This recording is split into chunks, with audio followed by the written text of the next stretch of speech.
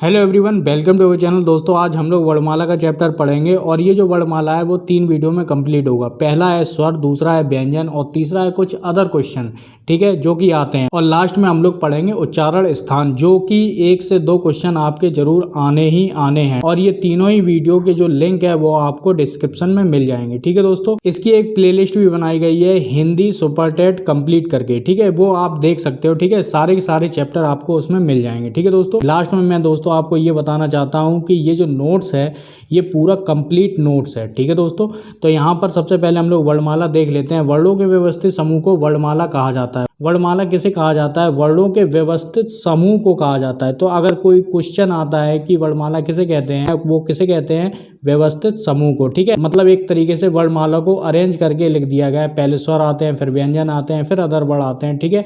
तो यहाँ पर दूसरी लाइन देख लेते हैं। हिंदी वर्णमाला में वर्णों की संख्या कितनी होती है? 52 होती है, ठीक है।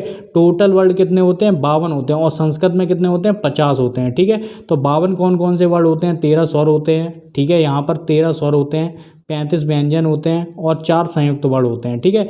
इसको हम लोगों ने इलेबोरेट कर दिया। 13 स्वर होते हैं, 35 व्यंजन होते हैं और 4 संयुक्त वर्ण होते हैं। अगर क्वेश्चन आ जाए कि लेखन रचना बनावट के आधार पर कितने वर्ण होते हैं, तो 52 वर्ण होते हैं, ठीक है। ये आप तीर लगा के या फिर नोट में आप लिख सकते हो। लेखन रचना बनावट के आधार पर कितने वर्ण होते हैं? 52 वर्ण होते हैं। अगर नॉर्मली पूछ दिया जाए हिंदी वर्णमाला में कितने वर्ण होते हैं, तो अगर ऑप्शन आ रहा है 52 तो 52 करेंगे, ठीक है। अगर 46 आ रहा है तो 46 करेंगे। अगर दोनों आ रहा है तो 52 करेंगे। अब वर्ड देख लेते हैं। वर्ड किसे कहते हैं? यह वर्ड भाषा की वह छोटी से छोटी इकाई है जिसके टुकड़े ना किए जा सकें, ठीक है। मतलब एक वर्ड होता है जिसके टुकड़े ना किए जा सकें, उसे क्या कहते हैं? वर्ड कहते हैं, ठीक है। वर्ड को अक्षर या ध्वनि भी बोला जाता है। वर्ड को क्या बोला जाता है? अक्षर भी बोला जा सकता है या फिर ध्वनि भी बोला जा सकता है, ठीक है।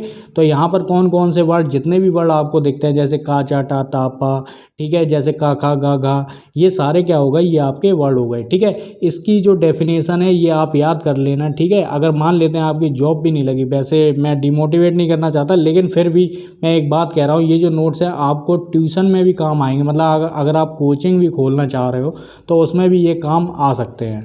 नेक्स्ट देख लेते हैं। हिंदी में वर्ड 2 प्रकार के होते हैं। कितने वर्ड होते हैं? 2 प्रकार के वर्ड होते हैं, ठीक है। पहला कौन सा होता है?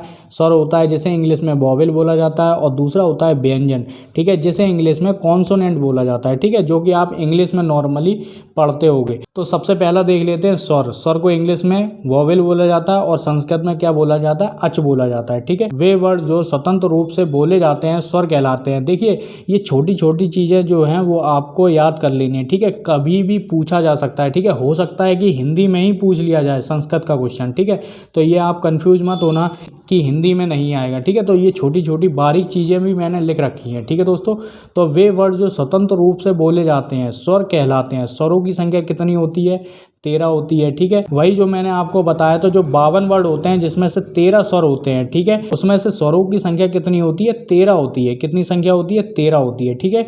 अभी हम लोग 46 वाला का सिस्टम समझेंगे कि इस 46 में क्या क्या चीजें हट जाती हैं, ठीक है। यहाँ पर देख लेते हैं। लेखन रचना बनावट व्युत्पत्ति के आधार पर भी स्वरों की संख्या कितनी होती है? 13 होती है, ठीक है। लेकिन उच्चारण के आधार पर स्वरों की संख्या कितनी होती है? 11 होती है, ठीक है। अगर क्वेश्चन आ जाए कि स्वरों की संख्या कितनी होती है, तो 11 होती है, ठीक है। ल्यूसेंट में आपने देखा होगा कि वहाँ पर 10 लिखा हुआ है, क्योंकि वहाँ पर री नहीं जोड़ा गया है, ठीक है। वहाँ पर क्या है कि हिंदी वर्ड वाला में जो स्वर होते हैं उसमें क्या है कि री नहीं जोड़ता है, ठीक है। इसलिए जो मूल स्वर हैं वो एक तरीके से 10 ही हैं, ठीक है। 10 वाला क्वेश्चन मैंने शायद ही कोई देखा होगा जो टीचिंग एग्जाम में आया हो।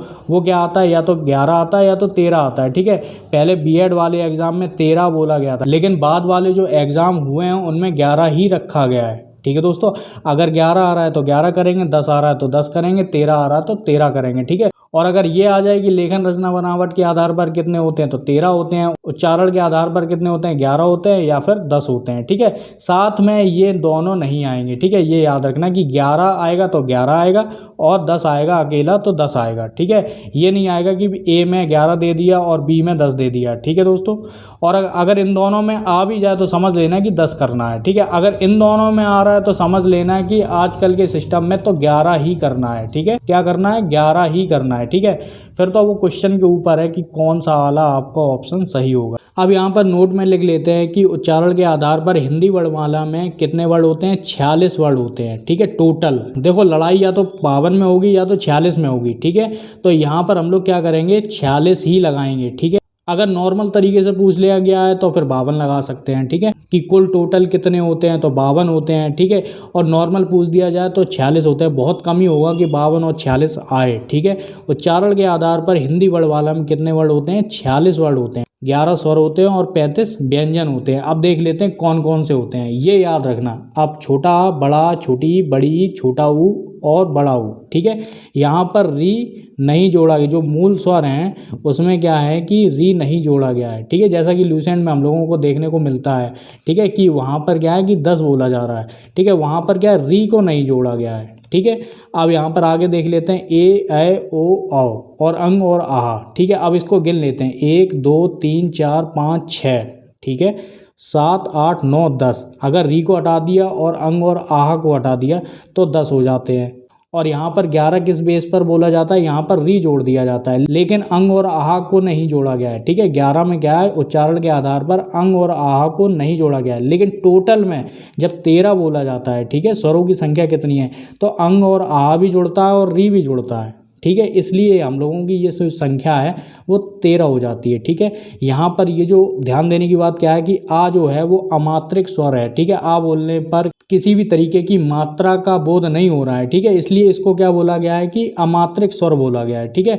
और अर्ध स्वर कौन कौन से होते हैं, जो कि आप लोग बाद में भी पढ़ने वाले हैं। अर्ध स्वर कौन से होते हैं, या और वाह होता है। कौन कौन से, या और वाह। अब हम लोग स्वरों का वर्गीकरण देख लेते हैं, ठीक है।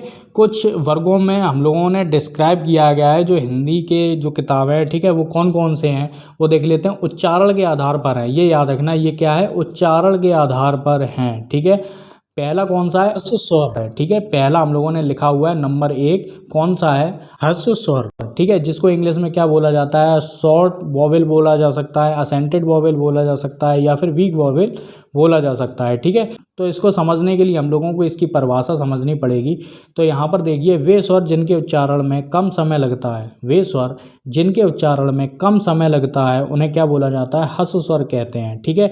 अब आप कोई सा भी ऐसा वर्ड बोल दो, ठीक है, जो कि स्वर है, ठीक है, उसको कैसे बोलेंगे, जैसे आ है, ठीक है, आ बोलेंगे तो वहीं पे खत्म हो रहा है, ठीक है। मतलब जैसे ही आ बोला बस वैसे ही वो खत्म हो गया। कहने का मतलब है कम समय लग रहा है उसमें, ठीक है।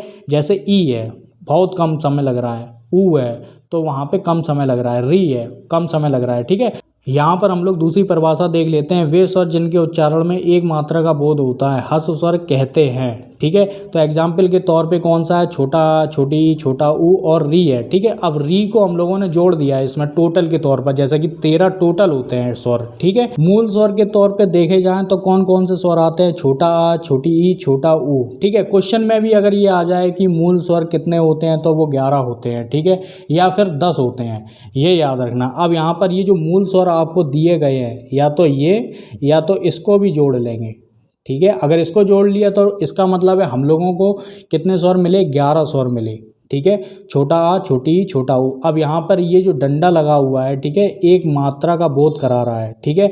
अब ये हम लोगों को छंद में हम लोगों को पता चलेगा कि ये हम लोगों ने क्यों लगाया है। ये अभी से ही याद कर लो कि छोटा आ की जगह 1 लगता है, छोटी ई की जगह 1 लगता है, छोटा ऊ की जगह एक लगता है, और री की जगह भी 1 लगता है, ठीक है। री को बोलेंगे तो इसमें क्या है कि कम समय लग रहा है, ठीक है। ये मात्राएं हैं, ठीक है, ये याद कर लेना, ये आगे वाले चैप्टर में आपको यूज़फुल होगा। तो ये आपको क्यों याद करना है, क्योंकि छंद जब हम लोग पढ़ेंगे तो उसमें यूज़ होगा, ठीक है। जब अब कोई भी दोहा होगा किसी भी तरीके का तो उसमें पूछा जाए छोटी मात्रा वाले कितने हैं, या फिर बड़ी मात्रा वाले, या फिर कितनी मात्राएं हैं, ठीक है। तो हम लोगों को इसको गिनना पड़ेगा, ठीक है, तो उसमें ये यूज होगा, ठीक है दोस्तों।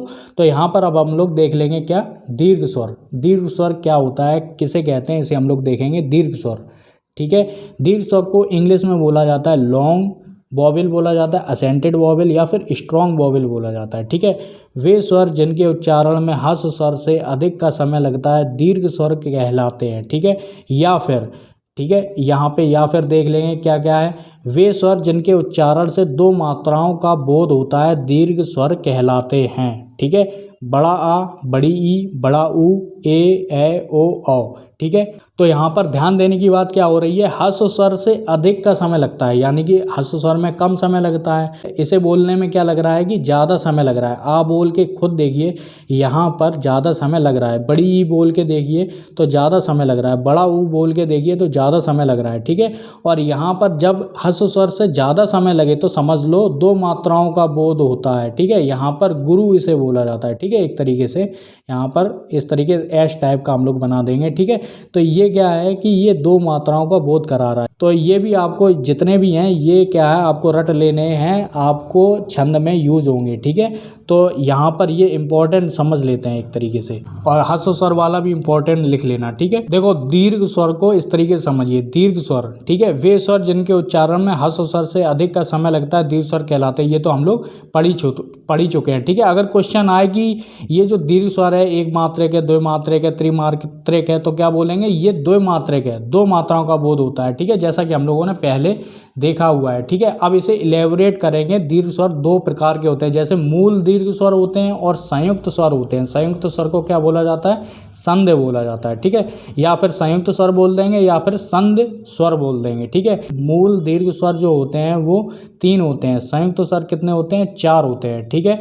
तो यहाँ पर बड़ा आ, बड़ी ई, बड़ा ऊ, ए ओ औ, जैसा कि हम लोगों ने पहले देखा, ठीक है। ये क्या होते हैं, दीर्घ स्वर होते हैं, ठीक है। इसके नीचे हम लोगों ने गुरु का चिन्ह बना दिया, ठीक है, यानी कि दो मात्राओं का बोध करा रहा है, ठीक है। अगर हम लोगों ने इसे अलग अलग कर दिया तो ये मूल दीर्घ स्वर हो गए, बड़ा आ, बड़ी ई, बड़ा ऊ, ठीक है। और ये संयुक्त स्वर होगा ए ओ औ, ठीक है। इसको दीर्घ में ही जोड़ लेंगे, ठीक है। इसको क्या है, दीर्घ में ही जोड़ लेंगे ए ओ औ को। एक अलग हेडिंग बना के भी लिख सकते हो, जैसा कि मैंने भी लिखा है। अभी हम लोग उस पर भी बात करेंगे, ठीक है। तो यहाँ पर क्या है, बड़ा आ, बड़ी ई, बड़ा ऊ। अब बड़ा आ जो बनता है आ से बनता है, ठीक है। बड़ी ई किससे बनता है, ई से बनता है, मतलब छोटी छोटी, ठीक है। बड़ा ऊ जो बनता है ऊ से बनता है। ये कितने वर्ड हो गए, 3 वर्ड हो गए, ठीक है। ए ओ औ ये संयुक्त वर्ड हो गए, यानी कि संयुक्त स्वर हो गए, ठीक है। अब ए किससे बनता है, आ प्लस ई से। ए कैसे बनता है, आ प्लस ए से, ठीक है। ओ किससे बनता है, आ प्लस ऊ से। औ किससे बनता है, आ प्लस ओ से, ठीक है। इसे आपको एक बार याद कर लेना है, ठीक है। ये इंपॉर्टेंट है, ये आ सकता है, ठीक है दोस्तों। जैसा कि मैंने इसे अलग से लिखा हुआ है, ठीक है। संयुक्त स्वर को कैसे अलग से लिखा हुआ है, संयुक्त स्वर कंपाउंड वोवेल होता है, ठीक है। ये चौथा इसलिए लिखा है क्योंकि पहला हो गया ह्रस्व स्वर, दूसरा हो गया दीर्घ स्वर और तीसरा हो गया प्लुत स्वर और चौथा हो गया संयुक्त स्वर, ठीक है।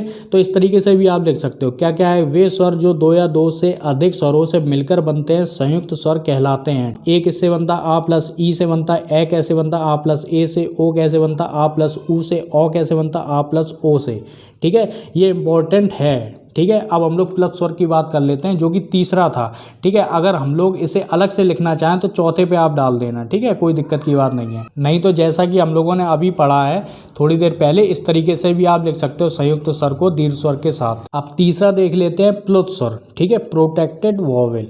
वे स्वर जिनके उच्चारण में दीर्घ स्वर से अधिक का समय लगता है प्लुत स्वर कहलाते हैं। दीर्घ स्वर से ज़्यादा का समय लगे, ठीक है। इनका प्रयोग प्रायः किसी को पुकारने या नाटक के संवादों में किया जाता है। अभी मैं आपको पूरी तरीके से बताऊंगा, आपको सब समझ में आ जाएगा, ठीक है।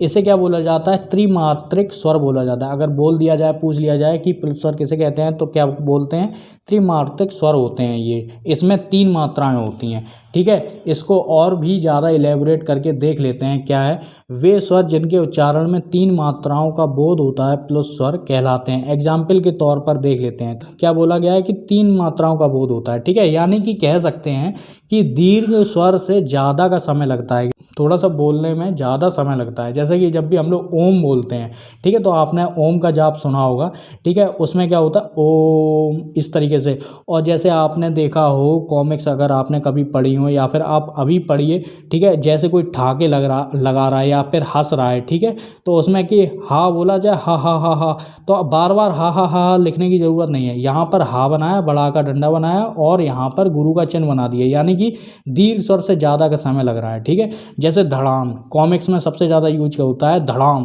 ठीक है। तो धड़ा, बड़ा का डंडा, ठीक है, और यहाँ पर इस तरीके से माँ, धड़ाम, ठीक है। इस तरीके से हम लोग यहाँ पर प्लुत स्वर का यूज करते हैं, ठीक है। इस तरीके से हम लोग लिख सकते हैं। जैसे क्या, बड़ा आ, इसके आगे 3 मात्राओं का बोध करा रहा है, ठीक है। बड़ी ई, बड़ा ऊ, ए, री, ठीक है। अब यहाँ पर री जो है, री बड़े में भी आता है। यहाँ पर देखिए री कैसे बनता है, इस तरीके से बनता है, ठीक है। ये री बना दिया। अगर इस तरीके से बना दिया तो कुछ टीचर क्या है, इसे बड़ा री समझते हैं, ठीक है। ये क्या है, बड़ा री है। तो एक तरीके से हम लोग इसको इस तरीके से भी लिख सकते हैं, ओ, औ, ए। अभी दोस्तों हम लोगों ने पढ़ा था उच्चारण के आधार पर, ठीक है, स्वर कितने प्रकार के होते हैं। अब हम लोग पढ़ेंगे ओष्ठ की आकृति के आधार पर स्वर कितने प्रकार के होते हैं। ये 2 प्रकार के होते हैं। कितने प्रकार के होते हैं, 2 प्रकार के होते हैं। पहला कौन सा होता है, अवृत मुखी, ठीक है। व्रत का मतलब आप लोग समझ सकते हो, ठीक है, जो गोल यानी कि इस तरीके का व्रत बनता है, ठीक है। अवृत मुखी यानी कि गोल नहीं है वो चीज़, ठीक है, अवृत मुखी। और यहाँ पर क्या है, व्रत मुखी, ठीक है। यहाँ पर देखिए कौन कौन से होते हैं, छोटा आ, बड़ा आ, छोटी ई, बड़ी ई, ए, ऐ, ठीक है। आ जो है यहाँ पर उदासीन वर्ड है, ठीक है। अगर आ जाए, आ क्या है, उदासीन वर्ड है, ठीक है। यहाँ पर व्रतमुखी कौन कौन से वर्ड हैं, ऊ, बड़ा ऊ, ओ, औ, ठीक है। तो ये आपके क्या हो गए, व्रतमुखी हो गए। इसे आप लोग बोल के देखिए, ठीक है। अगर आपने इसको बोला आ, ठीक है, तो ये पूरा नहीं खुल रहा है मुंह। तो यहाँ पर अगर आपने आ बोला या बड़ा आ बोला, ई बोला, बड़ी ई बोला, ए बोला, ए बोला, ठीक है, तो यहाँ पर क्या है कि पूरी तरीके से व्रत नहीं बनेगा मुंह का। आप खुद बोल के देखिए, ठीक है। यहाँ पर ऊ जब बोलेंगे ऊ, तो यहाँ पर ओंठों का गोलाकार आपको देखने को मिलेगा, ठीक है। बड़ा ऊ बोलेंगे तब भी ओंठों का गोलाकार देखने को मिलेगा। ओ बोलेंगे तब भी ओंठों का गोलाकार देखने को मिलेगा। यानी कि ओष्ठ की आकृति के आधार पर स्वर, ठीक है, ओष्ठ क्या होते हैं, वो गोल हो जाते हैं, ठीक है।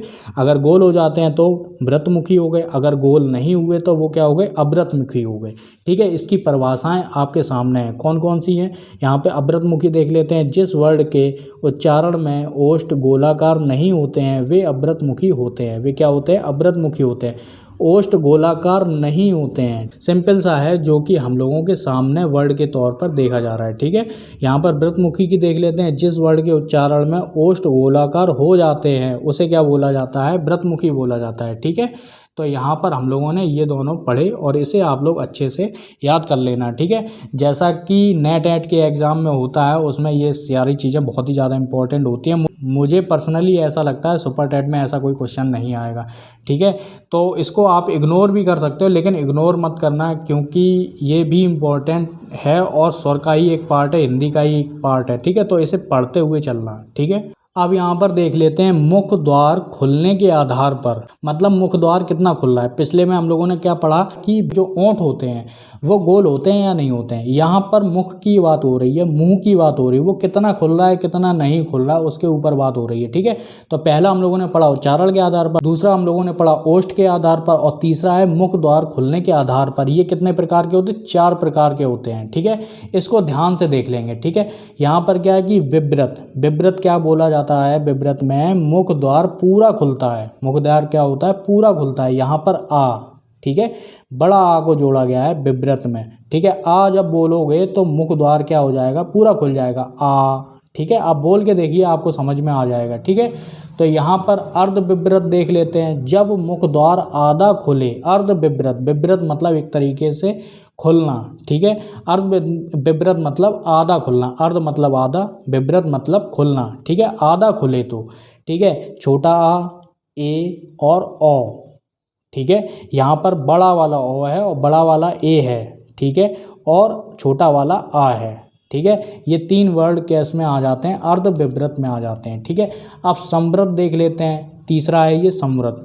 समृत क्या होता है, जब मुख द्वार लगभग बंद हो जाता है। देखो पूरी तरीके से तो नहीं होता है, ठीक है, मतलब समृत मतलब एक तरीके से बंद हो जाना, लेकिन यहाँ पर जब मुख द्वार लगभग बंद हो जाए, अब जब पूरी तरीके से मुंह बंद हो जाएगा तो वर्ड निकलेगा ही नहीं, ठीक है। इसलिए यहाँ पर समृत को गलत तरीके से मत लेना, इसका मतलब है लगभग बंद हो जाए, ठीक है। तो ई, बड़ी ई बोलेंगे, ठीक है, ऊ, ठीक है। अब जब आप इसे बोलोगे तब आपको समझ में आएगा, ठीक है।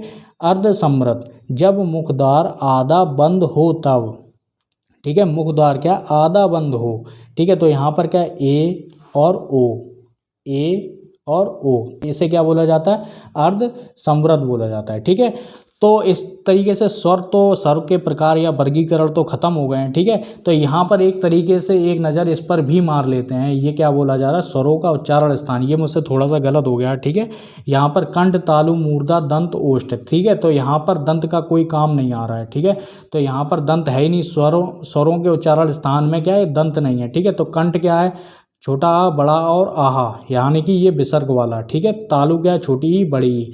मूर्धा क्या है, री है, यानी कि छोटा री मान लेते हैं, ठीक है। जो मैंने कि जिस टीचर से पढ़ाई की है उसमें क्या है कि बड़ा री भी बताया गया है, ठीक है, एक तरीके से। ओष्ठ क्या है, छोटा ऊ बड़ा ऊ। अब कंठ प्लस तालु, कंठ प्लस तालु क्या हो गया, ए हो गया। कंठ प्लस ओष्ठ हो गया ओ, और औ हो गया, और नासिका वाला क्या हो गया, अंग हो गया, ठीक है। तो ये आपके पूरे क्या हो गए, स्वर हो गए। लेकिन मेरा मानना है कि अभी स्वरों का उच्चारण स्थान आप मत पढ़िए, ठीक है तो ये इंपॉर्टेंट, अभी मत पढ़िए।